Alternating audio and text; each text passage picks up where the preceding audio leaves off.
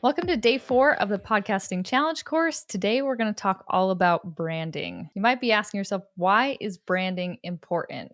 Branding is important because it gives you the ability to create an ecosystem around your podcast, allowing potential listeners to quickly understand your podcast. I'd also throw in there, it's also really fun because then you get to play with logos, come up with something that's exciting and fun and that your audience is going to like. We'll talk about 3 components of a strong brand. The first is going to be adaptability, consistency, and uniqueness. So, adaptability, you want to create a brand around your podcast that isn't just podcast specific. You've probably heard us say this probably in each day of the course so far, and we'll continue saying it. Don't just be podcast specific. You want to make sure that you have the ability to grow out of just being a podcast and be more of a business. Even from day one, before you're a business, you're going to be publishing a lot of content that isn't just an audio podcast. You're going to do video channels and social channels and a blog and a newsletter, and give yourself the ability to be much bigger than just an audio podcast. Shiv Nadar, a chairperson of HCL Enterprise, said adaptability and constant innovation is key to the survival of any company operating in a competitive market. And a good example of this adaptability is Good Mythical Morning. They started out in 2012 as a web series, and it's 2 co-hosts, they're lifelong friends, Rhett and Link, and it has turned into a big following. They have a big following of engaged listeners. So it started out, like I said, as that web series, and now it has turned into 8 different web series, 5 podcasts, 2 television shows, a premium paid membership experience, entertainment studio, and a big successful merchandise store. So like we've been mentioning, don't just limit yourself and pigeonhole yourself into a podcast. Be able to have the ability to continue to grow from that. And adding on to Good Mythical Morning, they now have 76 million subscribers on their YouTube channels and 27 billion lifetime views. So they had this foresight to already know the potential of what their brand could be, and they designed it to be adaptable to whatever they wanted to add in the future, like the web series and the podcasts and the TV shows. So they didn't pigeonhole themselves in their own branding. They allowed it to be able to grow into what it is today. Next is consistency. Being consistent in your branding will help listeners grasp that identity of your podcast.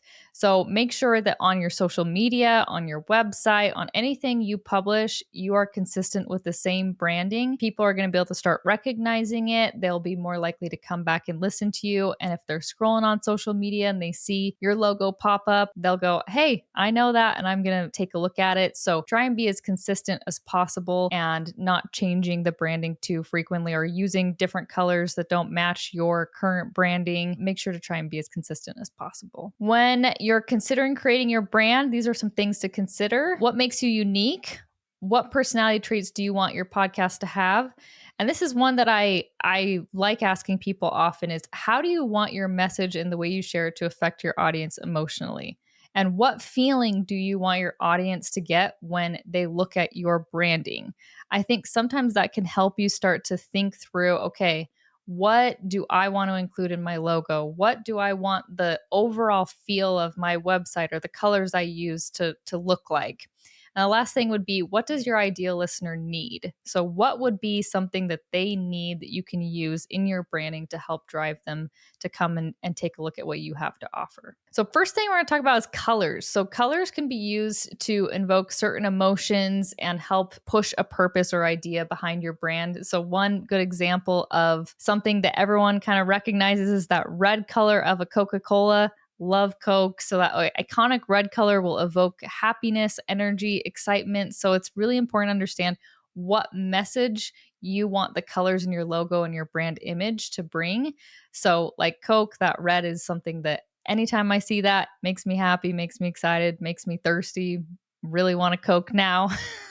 And there's so many different, as you see on the screen, there's so many different colors, and there's a lot of words we have here that you can start to look at and start thinking through which of these resonate with your brand, and that can help you in picking colors. I had somebody tell me recently when I was working on them with their branding and their logo, they said, I said, what colors are you interested in? What do you like? And they said, well, it's not about me. It's going to be about my listeners and what they're going to like and what the podcast is about. And I thought that was really important because to me, sometimes I'm like, well, I want it to be my favorite colors, which you still can probably add that in and make it something that you like as well. But start thinking about your audience and what colors are going to be fitting for the type of theme and emotion you want to give off in your branding. One color combination that I end up liking a lot is, I call it two-tone, or sometimes you do three tones.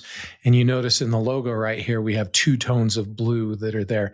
You don't have to pick just blue or red or orange. You could do two tones of orange or two tones of blue. So, three ways color can impact how your brand is perceived is first, recognition and association, second, emotion and mood, and third, style and credibility. So, first, with recognition and association, people are going to associate color with specific brands. Just like I showed you with Coke, when you see that red soda can, you instantly know it's a Coke without even having to see that logo. You just see that can and you go, that's a Coke. So these subconscious associations are very powerful, and using these different colors and trying to emulate that color as being part of your brand and what your brand stands for is going to be important to trying to increase that recognition. So examples of these: choose a color that will invoke that subconscious association. So for example, if you are a finance podcast or money podcast, green might be the color for you to go for, or red and blue for a political podcast, things like that, to help kind of go with, that subconscious association that most people are going to think towards or go towards when they're thinking of green. It might be that finance or money. Second is emotion and mood. So different colors can affect your emotion and moods in different ways. So warm colors like red, yellow, and orange might invoke a feeling of love, passion, happiness. It can also be anger as well. And cool colors, blue, green, and purple, might be more subtle emotions or like a sense of calm or sadness. So figure out what emotions you want your podcast to evoke. Motivational podcasts maybe use warmer colors. Those murder podcasts, which are not what I want to listen to, use those cooler, darker colors, make it feel a little bit more spooky. And I will be able to tell that is what I'm going to stay away from. Third would be style and credibility. We always say, don't judge a book by its cover, but that is literally exactly what we all do. And I feel like you can say you're not going to judge a book by its cover, but you probably are, because you're probably scrolling through, looking at podcasts or looking at logos or whatever it may be. And you're probably going to have some that you like and others that you don't really like. So when it comes to design, transformation marketing actually said that you have roughly 8 seconds to grab someone's attention when it comes to design, which is literally the shortest amount of time ever. So you want to choose colors and choose icons and things that will grab the attention and establish credibility. So, for example, the navy, blue, and green can evoke professionalism and trustworthiness. These are examples like Chase Bank or Fidelity Investments. And then vibrant colors have more of an exciting presence like Target or Facebook. Yeah. And going back to that 8 seconds thing, often when we don't hook them in that 8 seconds, we've lost them forever. So this is our opportunity to either turn them into a customer that can experience our brand and go deeper and realize they love us, or they often make a decision in that 8 seconds that they're not willing to invest any more time with us. So when you're looking for different colors you can use, there's a lot of websites and free websites you can choose color palettes. So Color Kit, Adobe Color, any of these will help you to put together colors that will look good together and help you narrow it down. Sometimes they even have buttons you can press where it just like you choose one color and then it generates all the rest of them for you and gives you lots of different options that will work with that. I sometimes find myself just having fun checking out different color palettes, seeing what looks good. And sometimes I think something looks good, and then the generator tells me, no, let's go with something else. So go try out some of those free websites to help you narrow it down in your color palette. Sometimes it's really good to go to Google and type it in. Let's say you want a blue and green color palette. Sometimes you just do that search in Google, click on images there in Google, and you can look through many different color palette options and see if there's something that resonates with you. There are 2 different visual components for your podcast brand that you're going to need to think about, and that's the logo and then the cover art. So your logo is going to be that visual representation of your brand, and that will help to identify anything that comes out and is produced by your brand. So if you do courses or merchandise or anything like that is going to be probably branded with your logo. And then the next thing, I jumped ahead of myself, but the next thing is the cover art. So cover art is going to be specific to your podcast. And we'll get into that in a few slides, talking about what you can do for your podcast cover art and the guidelines for that. For your logo, a thing that we recommend and have used a lot is 99 Designs. I think that there's no better way to get your logo than using 99 Designs. And the reason I say this is 99 Designs allows you to create a contest for graphic designers. So you create a contest and then you get concepts from designers around the entire world, and you have the opportunity to work one-on-one with them to finalize the design. Otherwise, when you work with just maybe one specific designer, you might get a few options, but they're all coming from that one person. But with 99 Designs, you get many more options than you would if you were to just hire a single designer. You don't have to go this way. It doesn't mean that it's a single designer wouldn't be great to go with, but this is a really easy way if you don't have anyone around that you know or someone that you want to work with for your logo. 99 Designs is a great option. And just to give you kind of an idea of how it works is you provide a brief to them, you give them a short description of what you're looking for, pick some color schemes, tell them anything that would be helpful for the designers to know. And then you start that contest. So you fill out your brief, you start a contest. It lasts usually 2 to 3 days, the beginning stages.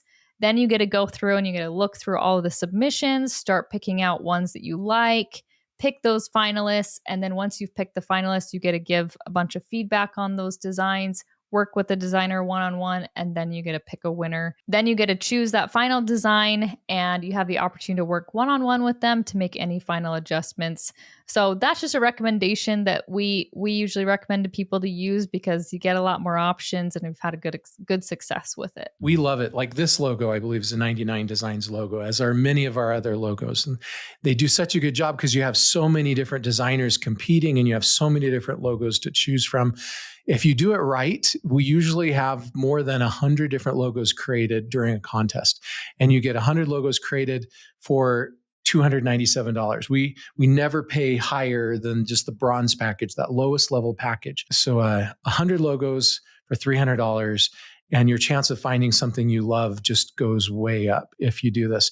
I recommend that after you create your contest, that you invite as many people each day as you can. They have a limit of how many people you can invite each day, and you can only do that every 24 hours. So I recommend right after you create your contest, you invite as many designers as they let you. Then you set a timer for 24 more hours, do it again, 24 more hours, do it again. Just keep inviting designers to the contest. One thing that works really well is you find two concepts that you want to convey in your logo, and you ask the artist to find symbols for those concepts and put them together into one unique logo.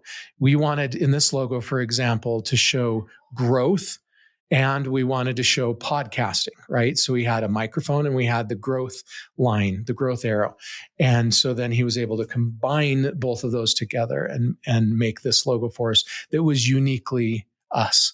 So sometimes the way to be unique is to take two non-unique things and put them together in a unique way. And if you can just point your designers in that direction, sometimes that's a fast and quick way to get something you're very happy with. Now we're going to shift over to cover art. And this is probably one of my favorite quotes. It's from David Hooper. He is the author of Big Podcast. I bet you Nathan's got that book on his back shelf, and I have do. mine. I don't think you It can is a see great it, but book. it's actually, I moved it. I think it's over there now on the very top shelf. But he says, you shouldn't have to explain what's on the inside of your podcast when somebody sees your cover art for the first time. It should be at least somewhat obvious. You know what's not obvious? A smiling person next to a microphone. And I always get a kick out of that because that is the one direction everybody goes in when they're creating their cover art. I mean, I guess it's not everybody, but the most people that I've worked with, I feel like that's the direction they start to go in, or they send me their cover art and it's a picture of them with their microphone. And I get where they're coming from and I get the idea behind it, but that's not going to tell anybody what your podcast is about. That's not obvious. It needs to be somewhat more obvious to know, okay, I know what this podcast is about, rather than it just being more about you and your microphone smiling in front of the picture. So it's the first potential thing that listeners are going to see when they're searching for the podcast. It's like a book cover. It should be there to entice potential listeners to come and listen to your podcast. An interesting statistic from Buzzsprout is 62% of new listeners are more likely to listen to a podcast if they like its cover art, which in some ways is a little bit shocking to me. But at the same time, I find myself, when I'm looking through top podcasts or any of the charts on Apple, I kind of scroll through and I'm just looking at the cover art more than anything else. And so I'm looking at what cover art looks interesting. And then that's what makes me go and listen. And cover art is required for all the major podcast directories. So when you're wanting to submit out to the directories, you have to have cover art to do so. There are some guidelines with it. So these are just our guidelines of things we suggest. And then in the next slide, I'll go over the actual technical guidelines. So first one would be, it should be relevant. Don't put a picture of a rocket ship on the cover art if you're talking about wildlife preservation. Pretty obvious. Make it be super specific and relevant to the podcast. So I've already mentioned this, but don't use a headshot of the host unless the host is recognizable. So if you aren't famous yet, most people will probably just see the cover art of a random person smiling that they've never seen before. So try and go with something that maybe is going to be a little bit more appealing. Not to say you maybe aren't appealing, but if people don't know you, they might not be as likely to click on it. And remember that your cover art shouldn't be too busy. It's going to be a very small thing that's going to show up on your phone. If you have your phone out, the cover art's going to be pretty small. So you want to make sure that you're able to actually read what is on there, because it's going to be that's about the size of a postage stamp according to how big people's phones are. So make sure that it's not too busy and that you can actually read what the name of the podcast is. These are more of the technical guidelines. The images need to be square. They need to have a maximum size of 3000 by 3000 pixels and 1400 by 1400 minimum. If you're not sure how to do that, go on to Canva or something and you can easily create the different size images that you need for this. Also, your file needs to be a PNG or a JPEG. And then I would suggest using about 4 to 5 words so that they're large enough to be read from any distance, not using any super fancy fonts or too many different types of fonts. And lastly, just stay consistent with your overall branding. So color, style, use your logo in there. Oh, I got ahead of myself. One more last thing. Like I've mentioned before, don't use podcasting equipment. They know it's a podcast. They don't need to see a microphone in it. The only time I would say that this is okay, and you guys might come at me if you ever listen to my podcast, I have a microphone as my logo, but my podcast is Pod Producer, and it's about podcast production. So I have a microphone in there, so don't come at me, but I feel like it's relevant to the actual topic. Same with Pod Up with our logo. We've got a microphone in it, but we are a podcasting company. So if you're not, I would probably stay away from it. People will know it's a podcast and there's not much space in that small image for your cover art. So you want to make sure that you use that space wisely with other things that are going to be relevant to your topic. There are a lot of different online resources to help you connect with other graphic designers or places to create your cover art. Like we mentioned before, 99 Designs not only does logos, but they also do cover art.